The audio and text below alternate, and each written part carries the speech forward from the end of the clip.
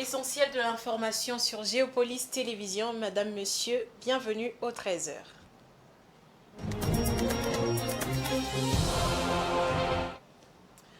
Commençons par cette info en bref. La RDC a pris part le samedi dernier à la 23e session ordinaire de la conférence des chefs d'État et de gouvernement de la communauté économique des États d'Afrique centrale à Libreville, capitale du Gabon. Relever le défi du financement de la communauté pour accéder au processus d'intégration de la région Afrique et soutenir la mise en œuvre de sa réforme institutionnelle. C'est le thème de cette conférence qui s'est clôturée par une note positive car le Gabon, le Sénégal et l'Angola vont apporter un soutien financier pour le déploiement des forces de l'EAC. Rendons-nous à la province de l'Ituri où la localité de Mongwalu vient d'être désenclavée. Le gouverneur militaire de cette province, le lieutenant-général Johnny Luboya, l'a visité et a promis le renforcement du dispositif sécuritaire pour imposer la paix.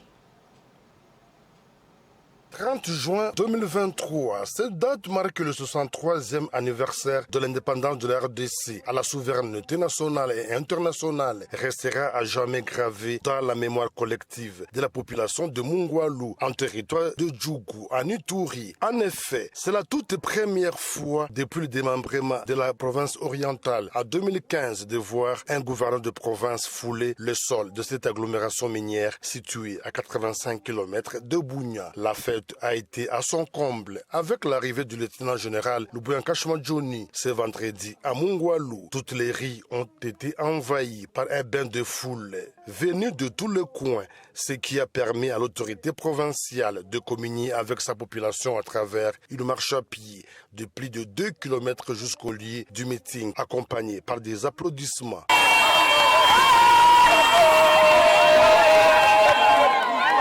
La réconciliation sincère et véritable de toutes les communautés vivant à Mongwalu, l'adhésion des miliciens réfractaires au processus de paix et le développement ont caractérisé entre autres l'adresse de l'autorité provinciale. Il a eu les informations de la première dame qui était ici en novembre 2021 que Mongwalu était enclavé. Et donc on a rouvert cette route. Pour que je touche à une arme, j'ai fait 11 mois. Je sais à quoi ça sert. Alors vous ne pouvez pas mettre les armes dans les mains de n'importe qui. Qu'ils remettent les armes, il y a le PDDRCS qui est là et que nous on continue. Comme je vous ai dit, si vous vous donnez la paix, si vous vous pardonnez, vous allez voir ce que l'Ituri va devenir. Et particulièrement ce que va devenir Mongwalu. Je suis sûr, moi, je vois déjà l'horizon, je vois déjà le bout du tunnel. Ces gens qui pensent qu'ils peuvent s'amuser, c'est fini cette histoire. Ils seront poursuivis ou neutralisés. Cette visite du numéro 1 de l'Ituri est un ouf de soulagement pour la population locale.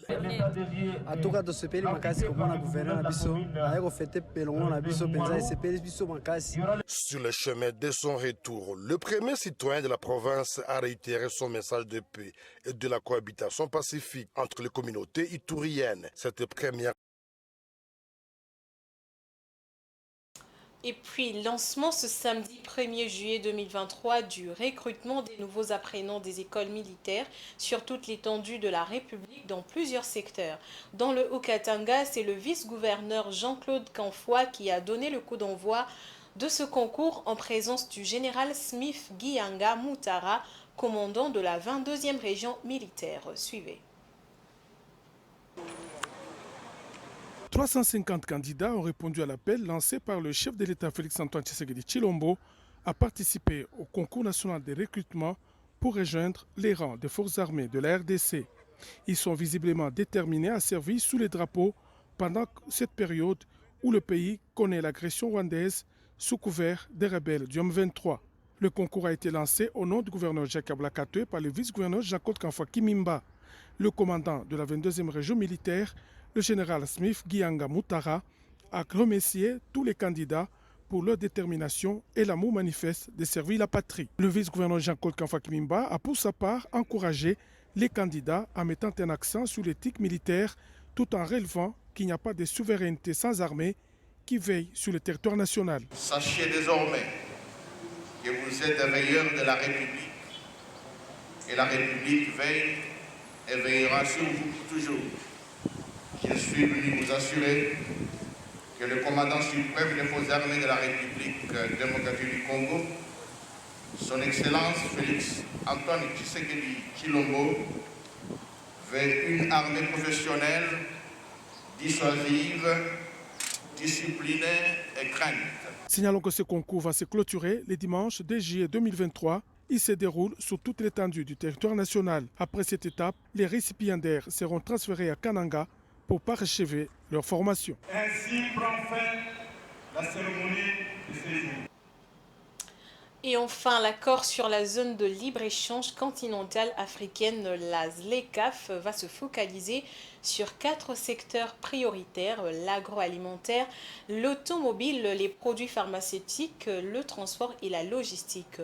Pour comprendre le choix de ces secteurs d'activité, il faut d'abord analyser les chiffres comme l'explique le secrétariat de la ZLECAf. Par exemple, l'Afrique importe l'équivalent de 54 milliards de dollars de denrées alimentaires par an pour un continent qui détient 60% des terres arables non cultivées au monde. Avec l'implantation de la ZLECAf, l'Afrique pourrait changer drastiquement son économie et améliorer la vie de ses citoyens. Suivez nos confrères d'Africa 24.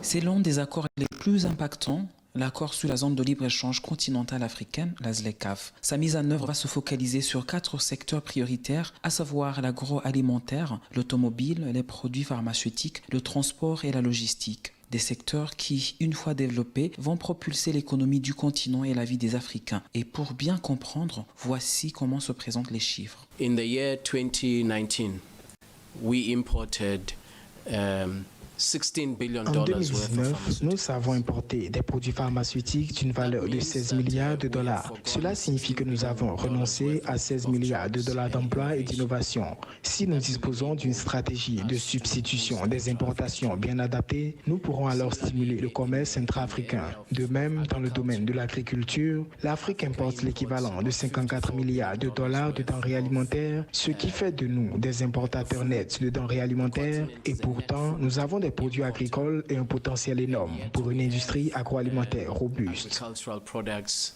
and potential for an agro-processing industry. En 2050, le PIB de l'Afrique devrait représenter 16 000 milliards de dollars américains par rapport à 3 400 milliards de dollars actuellement. Une personne sur 4 au monde sera africain. Des données très parlantes selon les experts. The population of Africa presents in and of itself an opportunity. La population de l'Afrique représente en soi une grosse opportunité pour les investisseurs et pour le secteur privé en Afrique. À ce moment-là, ce sera le marché le plus dynamique du monde. Nous devons donc nous y préparer dès aujourd'hui.